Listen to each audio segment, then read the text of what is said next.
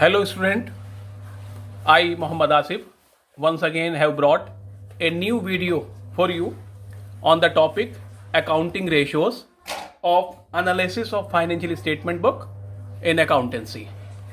Dear students, this topic covers 4 marks in board examination and sometimes we have a question of 8 marks in board examination and one question of 6 marks in project work which has been given by the external examiner.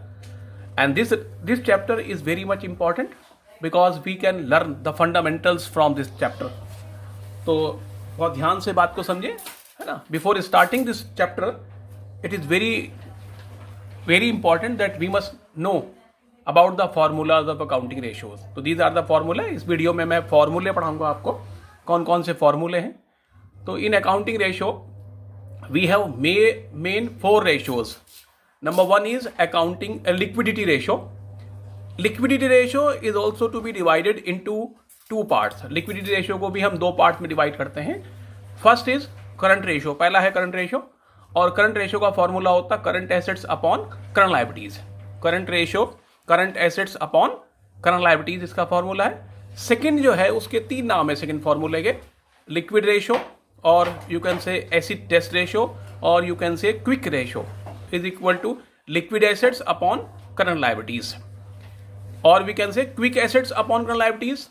तो liquidity ratio में 2 ratio आते हैं हमारे. पहला है current ratio. Current ratio का formula है current assets upon current liabilities. दूसरा है हमारा लिक्विड रेशियो. लिक्विड रेशियो और एसिड टेस्ट रेशियो और क्विक रेशियो इसका formula liquid assets upon current liabilities है. अब इनकी डिटेल पढ़ेंगे हम. करंट एसेट्स कौन सी हैं, करंट लायबिलिटीज कौन सी हैं. मैंने एक वीडियो बनाई थी अपनी format of balance sheet of A company और वो इस ग्रुप पर भी पड़ी हुई है. आप उसे वहां से ये भी ले सकते हैं. उसमें पूरी डिटेल दी गई है आपकी एसेट्स और लायबिलिटीज की. पहले ये बेटा करंट एसेट. करंट एसेट जैसे कि हम जानते हैं हमारी ये है पहले करंट इन्वेस्टमेंट. करंट इन्वेस्टमेंट कौन से होते हैं, short term investment plus marketable securities, ये करंट इन्वेस्टमेंट है. नेक्स्ट इन्वेंट्रीज है. इन्वेंट्रीज में यहां हमें ले रहे हैं stock of raw material, WIP work in progress और फिनिश गुड्स. ठीक है. इन्वेंट्रीज में हमें लूज टूल्स और स्टोर्स एंड स्पेयर्स को हम नहीं लेते करंट रेशियो निकालने के लिए, उसे एक्सक्लूड कर देते हैं. Excluding loose tools and stores and spares. Next है ट्रेड रिसीवेबल. ट्रेड रिसीवेबल में आते हैं हमारे debtors and BR. Next is cash and cash equivalent. Cash and cash equivalent में हमारे आते हैं कैश है, cash in hand, cash at bank, cheque, draft.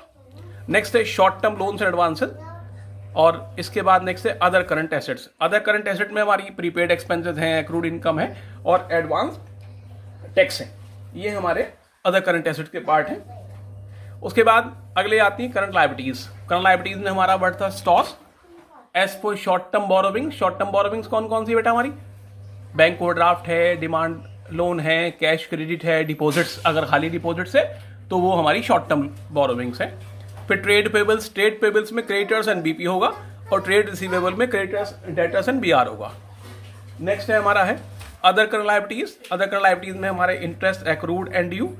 Interest accrued but not due. Not भी इसमें ही है और एक्रूड भी इसमें है. Outstanding expenses, calls in advance, unclaimed dividend, ये सब हमारी अदर करंट लायबिलिटीज है. नेक्स्ट है short term provisions. Short term provisions में आती हैं हमारी provision for tax, provision for doubtful debts या प्रोविजन फॉर एक्सपेंसेस. ये हो जाएंगे हमारी सारी करंट लायबिलिटीज, है ना. इसके बाद अब क्वेश्चन आता है liquid assets. How do we calculate liquid assets. Liquid asset कैसे कैलकुलेट की जाएंगी. तो लिक्विड एसेट्स और quick assets is equal to current assets minus stock minus prepaid. सारी क्विक एसेट्स लिक्विड एसेट्स होती हैं स्टॉक और प्रीपेड एक्सपेंस को छोड़कर. तो हम कह सकते हैं सारी करंट एसेट लिक्विड एसेट्स हैं स्टॉक और प्रीपेड को छोड़कर. तो हमारा फॉर्मूला बन जाएगा लिक्विड एसेट्स और quick assets is equal to current assets minus stock minus prepaid expenses. ये 2 हमारे इसमें मेन फॉर्मूले हैं. इसके अलावा अगली बात ये हमारी इस नॉलेज के लिए जरूरी है, working capital is equal to current assets minus current liabilities. Working capital होता है हमारा टोटल डेट्स. 2 तरह के डेट्स होते हैं हमारे, एक लॉन्ग टर्म डेट्स और एक शॉर्ट टर्म डेट्स. तो total debts is equal to long term debts और short term debts. Long term debts आते हैं लॉन्ग टर्म बोरोविंग्स में और शॉर्ट टर्म डेट्स आते हैं करंट लायबिलिटीज में. उसके बाद तो आप जानते हैं total assets is equal to total liabilities होती हैं. और टोटल एसेट्स में कौन कौन सी आती हैं, नॉन करंट एसेट्स और करंट एसेट्स आती हैं टोटल एसेट्स में. लायबिलिटीज में कौन सी आती हैं, लायबिलिटीज में आती है बेटा हमारी share holders fund plus share application money पेंड है ना, वो हम पेंडिंग अलॉटमेंट वो लेना नहीं है हमें, सिर्फ उसका हमारा जो है पॉइंट हमें सिर्फ याद करना है, वो पॉइंट आइटम है सिर्फ हमारी।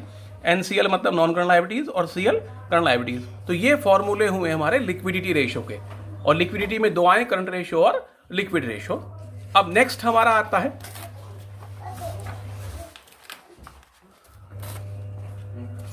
नेक्स्ट जो है हमारा वो है सॉल्वेंसी रेशियो, और यू कैन से long term solvency ratio. Solvency ratio कह सकते हैं या लॉन्ग टर्म सॉल्वेंसी। ठीक, अब लॉन्ग टर्म सॉल्वेंसी या सॉल्वेंसी रेशियो की सिंपली हम बात करें, इसमें हमारे कौन कौन से रेशियो आते हैं, इसमें हमारे 4 रेशियोज कैलकुलेट होते हैं। इसके 4 रेशियोज के अंदर हमारे आते हैं। पहला रेशियो है हमारा debt equity ratio, debt to equity ratio. Second total asset to debt ratio, proprietary ratio, और नेक्स्ट है हमारा इंटरेस्ट कवरेज रेशियो। तो पहला इसमें नंबर 1 आया डेट टू इक्विटी रेशियो। इसका फॉर्मूला है डेप्ट अपॉन इक्विटी, और यहाँ डेप्ट कौन से लेने हैं, यहाँ लेने में long term debts. We have to take here long term debts. Long term debts हमें यहाँ पर लेने हैं। अब डेट्स में क्या क्या आता है मैंने लिख दी पूरी डिटेल इसकी। डेप्ट में आएगा long term borrowings plus long term provisions, ये डेप्ट में आएगा। और लॉन्ग टर्म बोरोविंग्स में क्या आती है, लॉन्ग टर्म बोरोविंग बेटे ये हमारी 4 आइटम आती हैं generally, debenture, bonds, mortgage loan, public deposits, ये पी मतलब पब्लिक डिपॉजिट्स है, और लॉन्ग टर्म लोन्स भी आ जाता है। लॉन्ग टर्म बोरोविंग की जगह लॉन्ग टर्म लोन्स लिख देगा तो वो लॉन्ग टर्म लोन्स इसमें आएगा। लॉन्ग टर्म प्रोविजंस हमें क्लियरली दिया हुआ, या तो ये फॉर्मूला लगेगा हमारा, या एक दूसरा टोटल डेट्स में से अगर हम शॉर्ट टर्म डेट्स घटा दें तो क्या मालूम हो जाएगा हमें, लॉन्ग टर्म डेट्स मालूम हो जाएगा। तो सेकंड फॉर्मूला हो जाएगा total debts minus short term debts. और थर्ड बन जाएगा हमारा कैपिटल एम्प्लॉयड माइनस इक्विटी। और कैपिटल एम्प्लॉयड का फॉर्मूला यह है, capital employed is equal to डेप्ट प्लस इक्विटी को डेप्ट, और इक्विटी को हम कैपिटल एम्प्लॉयड कहते हैं, है ना। तो अगर डेप्ट निकालना है तो ये क्या बन जाएगा, ये बन जाएगा डेप्ट is equal to capital employed minus equity हो जाएगा। मैंने इसी को डिटेल लिख दी है। अब इक्विटी में क्या आता है, इक्विटी और we can say share holders fund, equity और शेयर होल्डर्स फंड। अब इसमें क्या आता है बेटे, इसमें आता है share capital plus reserve and surplus.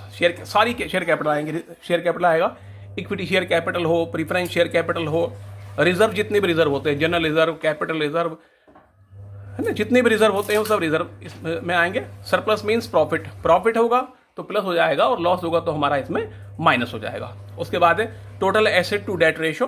Total asset to debt ratio का फॉर्मूला हो जाएगा टोटल एसेट्स अपॉन डेट। अब टोटल एसेट्स आप जानते हैं, टोटल एसेट 2 तरह की होती है हमारी। There are 2 types of assets, non current assets plus current assets. Non current asset कौन सी होती है, पहली है fixed assets, second is non current investment, next long term loans and advances. ठीक बेटे, ये हमारे नॉन करंट में जाएंगी।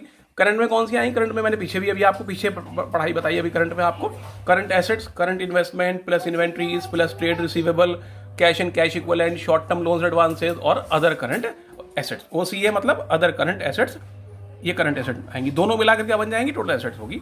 हाउ एक्सप्रेस, हम इसे एक्सप्रेस कैसे करते हैं, प्योर रेशियो में। ये भी प्योर रेशियो में एक्सप्रेस होगा, ये भी प्योर रेशियो में एक्सप्रेस होगा। प्योर रेशियो मतलब 2 लाख अपॉन 1 लाख, तो प्योर रेशियो हो गया हमारा 2:1। 1 लाख अपॉन 1 लाख तो 1:1 हो जाएगा। 4 लाख अपॉन 1 लाख तो 4:1, ये प्योर रेशियो कहलाएगा। Third is proprietary ratio. अब प्रोप्राइटरी रेशियो क्या होता है बेटा, proprietary ratio is equal to share holders fund, मालिक का निकाल रहे हैं इसमें, शेयर होल्डर्स फंड और proprietors fund upon total assets. और शेयर होल्डर फंड हमने अभी ऊपर निकाला, शेयर होल्डर फंड ये रहा हमारा, जो यहाँ है वो यहाँ होगी, share holder fund share capital plus reserve and surplus. How do we express, same matter, है ना, सेम प्योर रेशियो या परसेंटेज में निकाल सकते हैं। अगर हम इसे परसेंटेज में निकालेंगे तो इनटू 100 करना पड़ेगा, अगर परसेंटेज में ले रहे हैं, और परसेंटेज में नहीं कर रहे हैं तो सिंपल हो जाएगा। तो वी क्या, proprietary ratio share holder fund upon और proprietors fund upon total assets. और शेयर होल्डर फंड में वो आएंगे हमारी share capital plus reserve and surplus, जो यहाँ है हमारा शेयर होल्डर फंड वही हमारा यहाँ हो जाएगा। ठीक है, एक ही बात है दोनों। नेक्स्ट आता बेटे इसमें हमारा interest coverage ratio.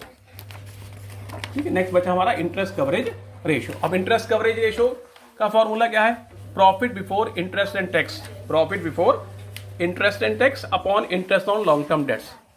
Interest coverage ratio, profit before interest and tax upon interest on long term debts. Long term dates का इंटरेस्ट आएगा इसमें, तो profit before interest and tax कैसा आएगा, अगर आफ्टर दे रखा है हमें, प्रॉफिट आफ्टर टैक्स है तो ये आफ्टर है, इसका बिफोर बनाना पड़ेगा। बिफोर कैसे बनेगा बेटा, इसमें प्लस इंटरेस्ट भी ऐड हो जाएगा और टैक्स भी ऐड, दोनों ऐड कर देंगे तो बिफोर मालूम हो जाएगा। हाउ एक्सप्रेस्ड, कैसे एक्सप्रेस करते हैं इसे हम, सिंपल है ना। उसके बाद नेक्स्ट आती है फिर net profit before tax. Net profit before tax, net profit before tax, कभी कभी नेट प्रॉफिट आफ्टर टैक्स दिया होता है। नेट प्रॉफिट आफ्टर टैक्स अगर हमें दिया है, नेट प्रॉफिट आफ्टर टैक्स अगर दिया है तो हम इसे निकालेंगे कैसे, नेट प्रॉफिट बिफोर टैक्स निकालेंगे। तो net profit before tax is equal to net profit after tax, net profit after tax upon 100 minus tax rate. जो टैक्स की परसेंटेज दी होगी उसे लेगा कब, if net profit after tax given. अगर net profit after tax given है तो हमें उसकी परसेंटेज निकालनी पड़ेगी। कैसे निकालेंगे, net profit before tax is equal to net profit after tax upon 100 minus tax rate, ये हो जाएगा इसमें, है ना। इसको कैसे हम एक्सप्रेस करते हैं, टाइम्स में करते हैं इसे बेटा, कहाँ में आएगा, टाइम्स में एक्सप्रेस किया जाएगा। हाउ एक्सप्रेस, टाइम्स, जो भी आंसर आएगा 2 टाइम्स 3 टाइम्स 4 टाइम्स 5 टाइम्स इसका आंसर लिखा जाएगा। इसको प्योर रेशियो में कैलकुलेट नहीं करते हैं, टाइम्स में कैलकुलेट करते हैं। ठीक, ये थे हमारे सॉल्वेंसी रेशियो के, है ना। नेक्स्ट आता है थर्ड रेशियो होता है हमारा एक्टिविटी रेशियो और टर्नओवर रेशियो। इसके भी हमारे एक्टिविटी और टर्नओवर रेशियो में डिवाइड करेंगे सब। तो एक्टिविटी और टर्नओवर रेशियो में आते हैं बेटे हमारे 4 टाइप्स हैं, 4 पार्ट्स हैं हमारे। पहला है इन्वेंट्री टर्नओवर रेशियो, बहुत सिंपल सी बात। Inventory turnover ratio, cost of revenue from operation, और we can say cost of goods sold, cost of goods sold भी कहते हैं इसे बेटा हम, अपॉन एवरेज इन्वेंट्री। अब cost of revenue from operation कैसे निकलता है, 11वीं क्लास में पढ़ा है हमने। Revenue from operation net sales, मतलब revenue from operation means net sales minus gross profit, और अगर ग्रॉस लॉस होगा तो लॉस में ये प्लस हो जाएगा, प्रॉफिट में माइनस है तो लॉस में क्या हो जाएगा, प्लस हो जाएगा। Revenue from operation plus gross loss, और opening inventory plus net purchase plus direct expense minus closing inventory. Opening inventory होगा plus net purchase plus direct expense minus closing inventory हो जाएगा। इस तरीके से हमारे पास निकल जाएगा we will have cost of revenue from operation और कॉस्ट ऑफ गुड्स सोल्ड। अब एवरेज इन्वेंट्री कैसा आएगा बेटा, average inventory is equal to opening inventory plus closing inventory upon 2। चूंकि 2 होते हैं, एक ओपनिंग और एक क्लोजिंग, तो हम बीच की वैल्यू लेते हैं, यानी एवरेज ले लेते हैं इसका। ओपनिंग प्लस क्लोजिंग अपॉन 2 कर देंगे। How express, it is to be express in times. Turnover जितने भी आंसर होंगे सब टाइम्स में एक्सप्रेस किए जाते हैं, तो इसका आंसर टाइम्स में एक्सप्रेस किया जाएगा। नेक्स्ट है बेटा जी हमारा trade receivable turnover ratio. Trade receivable क्या होते हैं, डेटर्स एनबीआर। वो कब बनेंगे, जब हम उधार बेचेंगे सामान। तो credit revenue from operation upon average trade receivable. Credit revenue लेना है इसमें, हमें उधार सेल लेनी है, नेट क्रेडिट सेल देना है इसमें। अब एवरेज ट्रेड रिसीवेबल कहने के लिए वही opening debtors NBR plus closing debtors NBR upon 2। यहाँ भी चूंकि डेटर्स और बीआर 2 तरह के होते हैं, तो ओपनिंग प्लस क्लोजिंग अपॉन 2 हो जाएगा। इसका जस्ट अपोजिट आ जाएगा ट्रेड पेबल टर्नओवर रेशियो। तो यहाँ नेट क्रेडिट रेवेन्यू था तो ये नेट क्रेडिट परचेज हो जाएगा, यहाँ नेट क्रेडिट सेल है या नेट क्रेडिट परचेज हो जाएगा upon average trade receivable, average trade payables. Average trade payables वैसे ही निकलेंगे, average trade payables is equal to opening creditors and BP plus closing creditors and BP upon 2। चूंकि यहाँ पर दोनों ओपनिंग क्लोजिंग है, यहाँ भी ओपनिंग क्लोजिंग है, यहाँ भी ओपनिंग क्लोजिंग है, तो सबके अपॉन में 2 हो जाएगा, 2 से वो डिवाइड हो जाएगा, एवरेज निकल जाएगा हमारा। नेक्स्ट आता है हमारा, नेक्स्ट आया हमारा वर्किंग कैपिटल टर्नओवर रेशियो। ये बहुत सिंपल सा, ये काय में निकलेगा, ये भी रेवेन्यू फ्रॉम ऑपरेशन पे निकलेगा, ये मींस नेट सेल्स पर कैलकुलेट होगा बेटा। तो working capital turnover ratio is equal to revenue from operation upon working capital. और वर्किंग कैपिटल पीछे हम करंट रेशियो में करा था हमने, working capital is equal to current assets minus current liabilities हो जाएगा, वर्किंग कैपिटल निकल जाएगा। अब नंबर 4 आता है हमारा प्रॉफिटेबिलिटी रेशियो। प्रॉफिटेबिलिटी रेशियो में है ना, पहला है ग्रॉस प्रॉफिट रेशियो। ये सारे परसेंटेज में निकलेंगे, तो इनटू 100 तो करनी पड़ेगा हमें इसमें ग्रॉस प्रॉफिट रेशियो में। तो gross profit ratio is equal to gross profit upon revenue from operation into 100। अब ग्रॉस प्रॉफिट कैसे निकलेगा बेटे, पीछे फॉर्मूला आया था, gross profit is equal to revenue from operation in net sale minus cost of revenue from operation, मतलब cost of goods sold. Net sales में से cost of goods sold minus कर देंगे, then we will have gross profit. अब cost of goods sold पीछे हमने पढ़ा है, cost of good revenue from operation कैसा आई थी, opening inventory plus net purchase plus direct expense minus closing, और revenue from operation minus gross profit, और ग्रॉस लॉस होगा तो प्लस हो जाएगा, बिल्कुल पीछे हमने करा है revenue from operation plus gross loss. Second है इसमें बेटा हमारा ऑपरेटिंग रेशियो। तो operating ratio is equal to cost of revenue from operation plus operating expenses, ये ब्रैकेट में हो जाएगा, cost of revenue from operation plus operating expense upon revenue from operation into 100।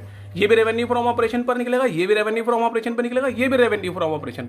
Revenue from operation means net sales, और सब में 100 हो जाएगा, into 100 into 100 into 100, तो आंसर परसेंटेज में जाएगा बेटा। अब ऑपरेटिंग रेशियो को एक्सपेंस कौन से होते हैं? Employ benefit expenses plus depreciation and amortisation plus other expenses. ठीक, अदर में कौन से? Other than non operating expense, non operating को छोड़कर लेने हैं, जो ऑपरेटिंग हुए हैं सिर्फ हमें, ऑपरेटिंग वाले जो बिजनेस चलाने के खर्चे हैं वो लिए जाएंगे।